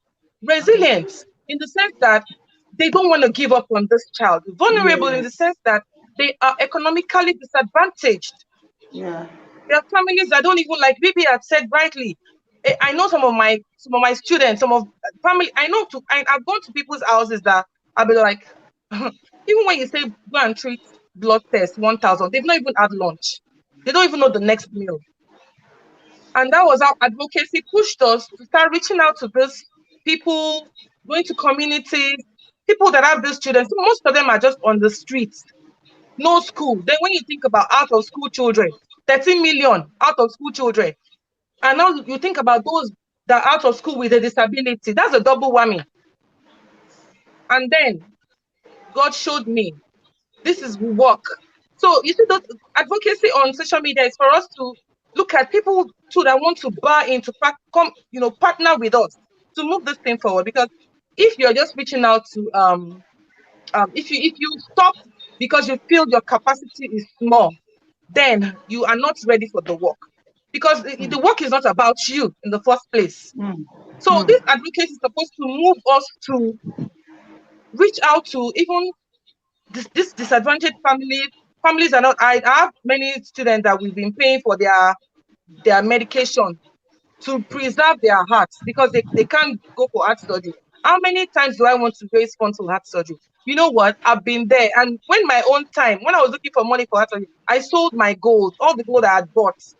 Money, it did not amount to anything. It wasn't even enough. And that was when I knew that sometimes when you need money, You need divine intervention to pray that money, and that money does not have to be your money. It could be money from anybody, but God will just use that person with your prayer to bless you. And I think I've Thank done about you. 3 fundraising for heart surgeries. Yeah. 3. And we lost one of the babies. We lost a baby November. He had this ankle rotation, kneecap rotation. And while they were trying to bring out pus from that kneecap, he was traumatized, that kneecap, because his siblings crushed him. This was a child I've worked with for 4 years. While they were trying to, I was talking to the doctor, put phone on speaker. The father of the child, I've explained Down syndrome to them. I visit them. The child comes to me free of charge. I have many children like that. Free. Everything they do, they come, because I know that there is no way you tell them to go and look for money. They will just keep the child back at home. You understand? And then I take them first before I start looking for sponsors. But God has been using people. I tell you, God uses people. Even God uses us. We don't know sometimes that God is using us to do his work, as long as the work gets done. So it's not about you. And that was how I was trying to tell the doctor, this child has a hole in the heart. He has pulmonary hypertension, meaning the heart disease should have been fixed long ago. But some of them will survive, even with that hole in the heart. Some of them will not survive. Some of them will develop what you call this pulmonary hypertension, that they needed to take extra care or something. And that was how the child got a cardiac arrest and died. Oh dear. This is a child that we were still going to raise money for heart surgery. But guess what? Over the phone, the doctors were shouting at the father. Okay, you don't know what your child gets. You know what I'm Down syndrome. I beg, come on. I know you know say the child they get hold for heart. I beg. Meanwhile, they were trying to give drip. The child died. There was no oxygen. The father had bought oxygen. When I think about those stories, honestly, it brings me to tears. So many like Wow. that. So Wow. many. And Tola, don't get me all teary. Don't get me all teary, please. even me, I'm And about to the cry. reason for finding out with special is not for us to go yeah and all of that. It's for us to understand and get ourselves to a position where we can begin to be that change in our schools, in our homes, in our communities, wherever you are. Okay, so I'm grateful to God that you've been able to tell us some of these things. But beyond that, what are we going to do in our little ways? Thank you for all that you're doing, Tola, in all that you said, and what More Rainbow Foundation is doing. I remember Miss McJerry also said before we started the grade school, we sought out for training. We went for trainings. I know, Tola, you know you want to say this, but if we want to do, I know you went to Unilag at some point, went back for education to learn about how to work with these children. Okay, so knowledge is important before you can provide services for these children. Thank you for what you're doing. Another thing you said while you were speaking, you said sometimes when Mo was in school, you ask questions, what's she doing? And they say she's saying bye bye. I hear people say that a lot. So I want to say to service providers, it's good for you to document. Look, in this part of the world, there's so much for us to learn. But know where your baseline, where did I start from? Where am I going? Share this information with the parents. I always say that parents have the right to know. It's a teamwork. It's not one person. It's a teamwork. Carry them along. Work together with them. Okay, document what you're seeing, give them regular feedback, and be a part of what you're doing. Thank you for all you've shared. You've heard it all from Lola, you've heard it all from Miss Ikere. What are we going to do? What is your role? Because if you did not hear at all, it's one thing, but now that you've heard, what role are you going to play about what you've heard? Now, I would have Miss Ikere please share some of the strength of Mimi with us, because we've heard everything about Down syndrome, we've learned, but we know Mimi has got strength, we know Mo has got some strength. What are those unique things we should be looking out for? And I want to say it because I can see in the comment already that we keep saying children with Down syndrome are this, children with Down syndrome are that. It's some, because what you find happening to Mo may not be the same happening to Mimi or to any other child. So please, let's not assume that all children with Down syndrome experience some of those things that we talked about. It might be for some person, might not be. So this is a place, like Vicky said, to class. We are in class, so have your notes, but don't go with the wrong information. Everything we've said is not what every child with Down syndrome experience, but we should look out for some of these things and be able to identify what that particular child with Down syndrome is having challenges with or will be needing help with. Miss Ikera, please can you share some of the strength? I want to see the beautiful side of my madam. I call her the boss. Can you tell us some of the beautiful side, the strength of Mimi? Okay. Before I talk about Mimi's strengths, I would want to go back a bit to talk about some of the things, the emotions I went through. Beyond denial, when I got the diagnosis, I felt it was shame. I think the basic feeling I had was that of shame because I had loved children all my life and I had served God, I think, almost all my life. So, how was I going to tell my parents? How was I going to tell my siblings? How was I going to tell my colleagues and my brethren in church that I had this child? So sometimes I see some people talking about the way to let people know, share the information with people. I didn't really have a formal way of sharing it. People just saw it because I didn't, at that point I was, just ashamed and everything. And I had times that I felt that I didn't deserve a child like that. And I felt at one point I was like, God, maybe you should just take this child. I don't think I want to go through all of this. Maybe you should just take this child, because the truth is we have a lot of these parents everywhere. They're in church, they're everywhere. And the churches, the mosques, other organizations, this general society doesn't speak to these parents. I'm sorry to say. You go to church, you go everywhere, they don't really speak to you about this child. So, the emotions you are going through, they are not even emotions you can share. Because at some point, even my husband, if I try to tell him that, look, this girl, he's like, this girl is okay. And people are not, even talking with you, So then when this child started growing, I started to see, because the doctor had told me some things. So I was like, I started mourning her. I started mourning, having, oh, this girl is never going to enjoy cartoon like her siblings. Oh, this girl is never going to enjoy all these beautiful dresses I already bought for her, different sizes. She's never going to really enjoy life. But as she started growing, I saw that the child was enjoying her life. I saw that she likes to wear a good dress. Like today, she wore a beautiful dress to church. The back was like, all these bridal, and she will walk and turn back, and and she felt, and I was also dressed, and she felt that I was looking good. So she saw one of the uncles in church, and she was like, "Have you seen my mother's dress?" She was, holding my dress. "Have you seen my mother's dress?" I said, "Yes, I can see your mother. She's very white." Then she was like, "Nice. Like, that is, have you told her she's looking nice?" So I'm enjoying her as a mother. I'm enjoying Mimi. Mimi is caring. She's very observant, very loving. She's the one that will tell her daddy, "You need a haircut." Yesterday I was sitting down. She arranged my legs very well, covered my dress nicely for me. I'm enjoying her.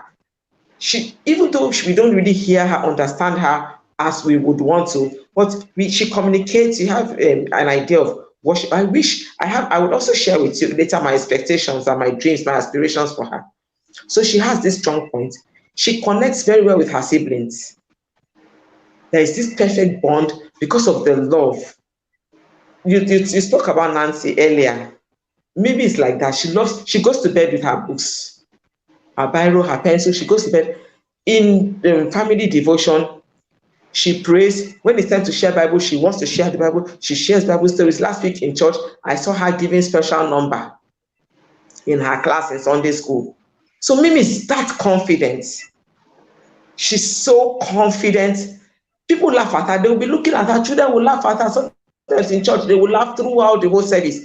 This girl will be dancing and as though she's not even seeing them. So she's really confident, and she has a personal relationship with God. Personal relationship. That's why I talk to people. Don't neglect their spiritual well-being. So those are her strengths. She has her weak areas, which is majorly her speech and her cognitive ability. We are still talking about alphabets and things like that. She's 9, and it's sometimes frustrating. It's really frustrating. Really, sometimes when I hear, those words that sound, alike, I'm like, God, when will Mimi understand English? When will Mimi learn and begin to get this kind of to understand, when people are being sarcastic, or understand this word that, okay, this read is different from read. Right? When will Mimi get there?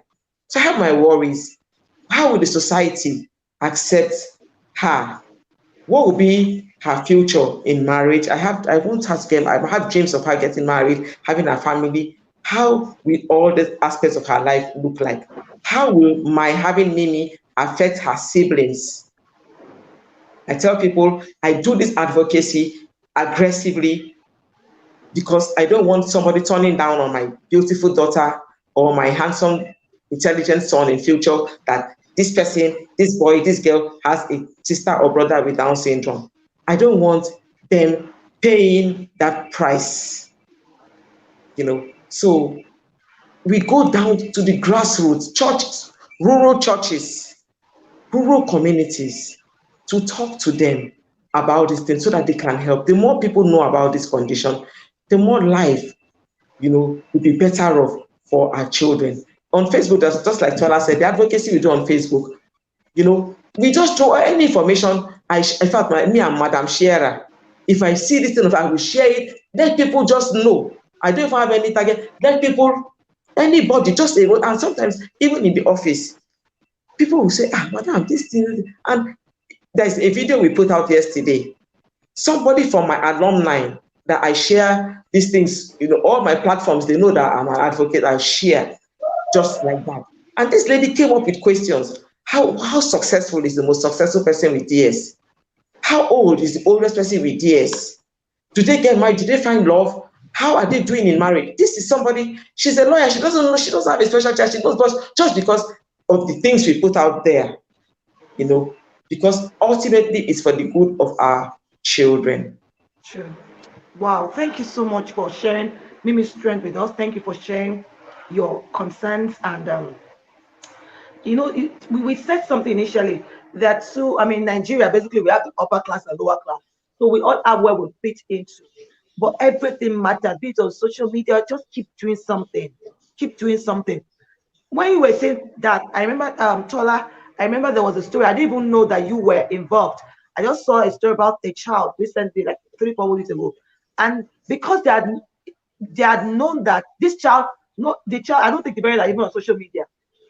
No, people, the parents and the child himself with Down syndrome. But because they knew that you do something about Down syndrome and your social media, they connected to you. So anywhere you are, just keep doing what you're doing. It will all make sense at the end of the day. Thank you so much. Tola, please could you share more strength with us? And while you do that, I want you to also give your final words to parents, your words and what you expect from the society, so that we know. I always keep saying that in the disability space, we say there's nothing about us without us. How can Ms. Shikari has said to us, how are people going to be? We might with the siblings, will Mimi's sibling be the one having to feel bad or people looking down on them? No, she's already covering that gap. Look, we have to keep creating awareness. Nobody's going to feel bad about anything. There's also a part of us. So what are the things you would advise parents, teachers, once you've told us about our strength, things to look out for, that the sweet, everything about her is beautiful, but those unique things. And then let us know what's your final words to parents and teachers and our listeners are. Thank you, Lola. I just quickly wanted to mention that More Rainbow Foundation, we noticed there was a huge gap. Because when I saw that, okay, there's so many things we think are impossible are actually possible. And it depends on how we keep at how we help to reinforce it by way of reinforcing it in any way we know the child can learn. Then we know that there is hope. Because when we're saying there's hope, we don't want to give false hope.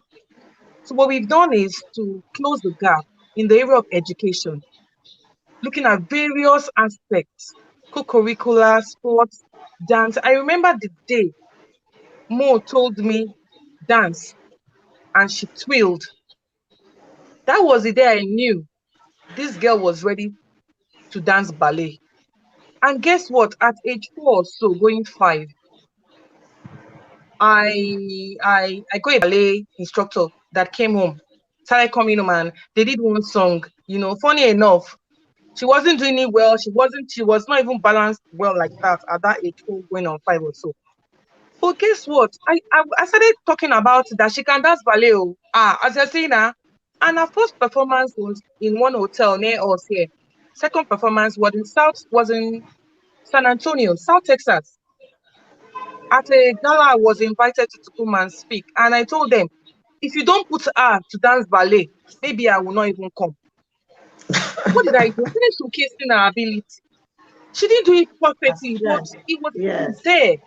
If you look at her when she was at 5 years old, with the way she was doing the ballet, she would just be doing her hand like pepeye. According to her brother used to take pepeye, like compared to what she's doing now.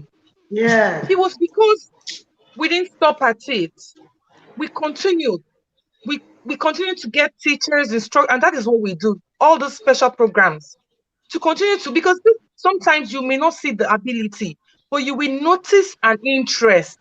So you have to discover what that child's interest is. And out of all my kids, she's one that will come and look at me and kiss me 100 times. Mommy, are you okay? And again, what else? So she has actually she has we try to leverage on her strengths, like introducing literacy and reading to her. And we've done that like very, very early.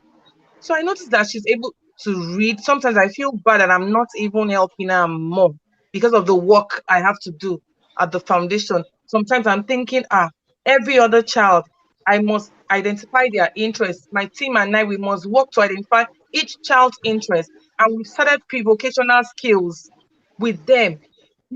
It's not today. It's part of early intervention, how they can focus, pay attention to skills and to tasks, start and end a task. All those things are very important. Activities that will help them thrive and generalize instructions, transfer and generalize. And that's what we've been working at. That's what we do at the center. We do all the other stuff, try to identify which one can paint, which one can act. And I've seen, funny enough, because in fact, it's so amazing that I have discovered now that they are multi-talented. And I'm like, this child can do this, can do that, even though it's not really verbal. And sometimes when they're not really verbal, it could be a form of hearing issues. Because I have a particular child that I know that I want that child to see an audiologist badly. Because hearing aid could just change everything for that child. Learning, understanding, and everything. So we've been able to leverage on our strengths, and then various forms, from dancing to acting to imitation skills, And I want to encourage everybody out there that all you need to see is pick up the child's interest and see the ability and believe in that child. And that's why I use these 3 words. These words came to me especially one day when I knew that every one of us living on earth have dreams. We may just not have opportunities. So the word that I keep falling back on is to dream, believe, and achieve. Those words have kept me these years. And I know that if you realize, if you put yourself, if you empathize with them and know that they have a dream, you want to even go down, break through that child's heart and say, what does this child think about? And you see the interest and you help the child to develop it, with a lot of reinforcement, encouragement. I think the world is their oyster.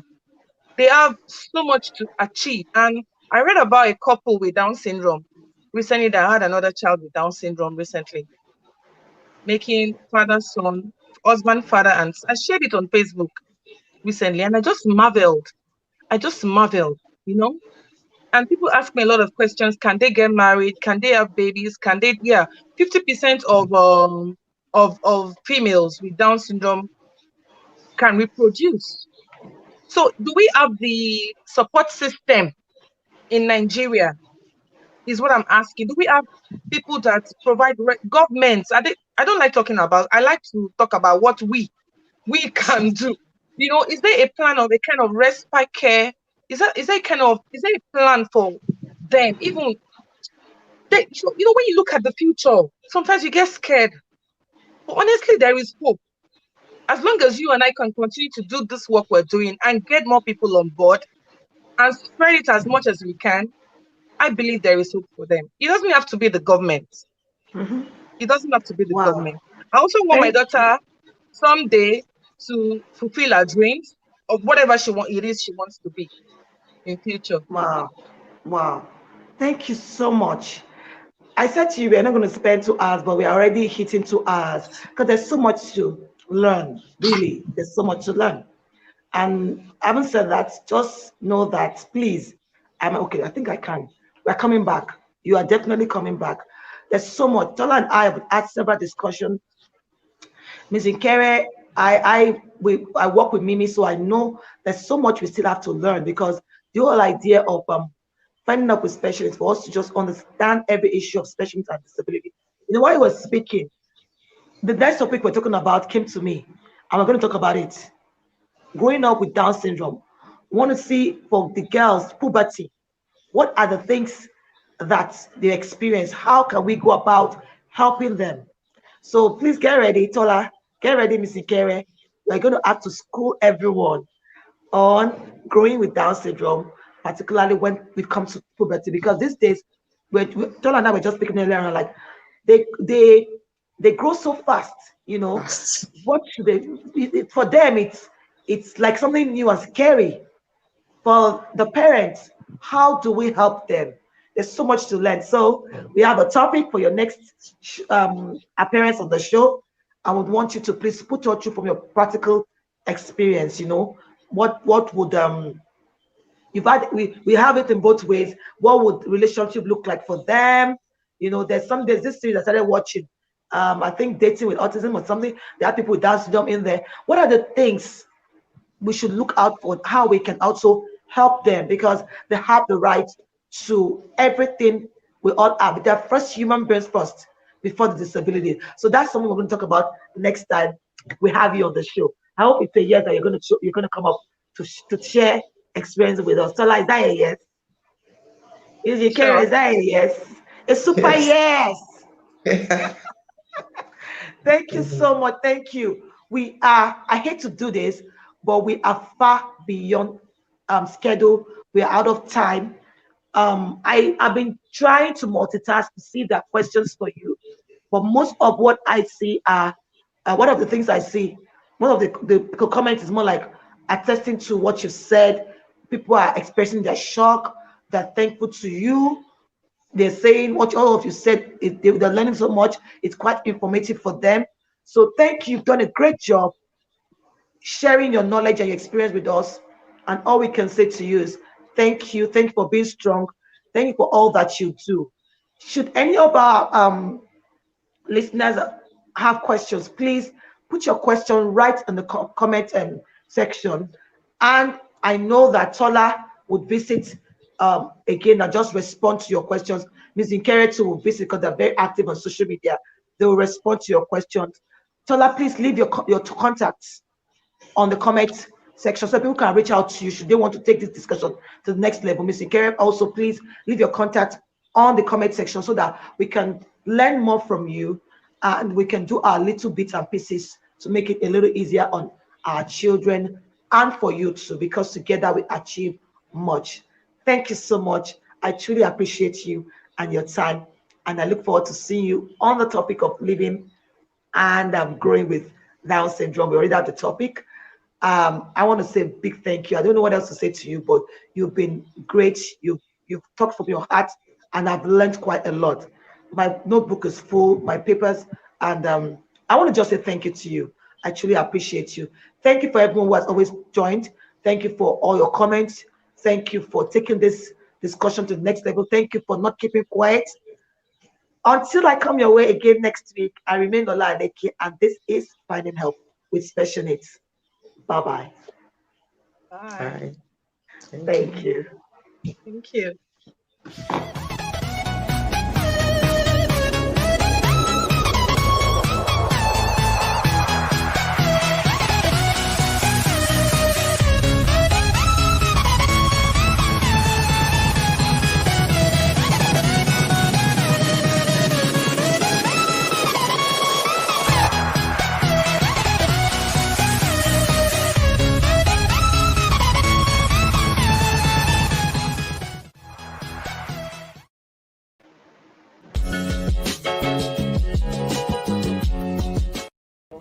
Global Special Educators Virtual Summer Camp 2020.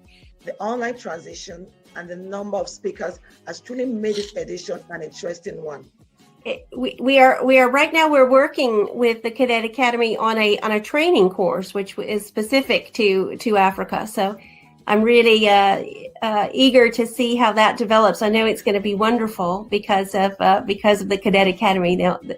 The great professional ladies there will make it terrific, I'm sure. So we're looking forward to that.